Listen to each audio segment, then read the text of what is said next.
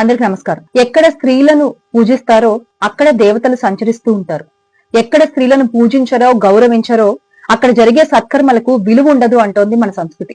అలాంటిది మన దేశంలో, ముఖ్యంగా మన రాష్ట్రంలో మహిళలకు రక్షణ లేదు. సరే, కనీసం గౌరవం కూడా దక్కట్లేదు. ఈ రోజున నలుగురికి మంచి చెప్పాల్సిన పరిస్థితుల్లో ఉండి కూడా ప్రజాప్రతినిధులు మహిళలకి కనీస గౌరవం ఇవ్వకుండా మాట్లాడుతున్నారు. ఆవు చేలో మేస్తే దూడ గట్టున మేస్తుందా అన్న చందాన నాయకుడు ఎలా మహిళల్ని అగౌరవపరుస్తూ మాట్లాడుతున్నారో ఆ నాయకుడి మనుషులు కూడా అలాగే ప్రవర్తిస్తున్నారు, అలాగే మాట్లాడుతున్నారు.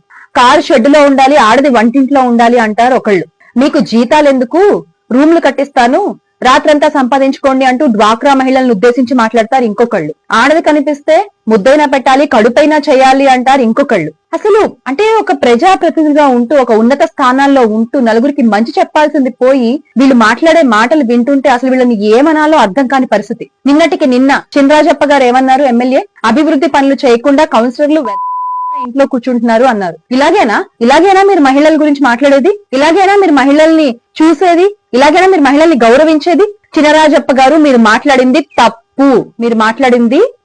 మీరు మాట్లాడిన ఈ మాటల్ని వెనక్కి తీసుకుని బహిరంగంగా మహిళలందరికీ క్షమాపణలు చెప్పాలని మేము డిమాండ్ చేస్తున్నాం. మీరు ఇలాగే గనక కొనసాగితే రాబో రోజుల్లో మహిళల ఆగ్రహానికి గురికాక తప్పదు అని హెచ్చరిస్తున్నాం. దయచేసి గమనించగలరు.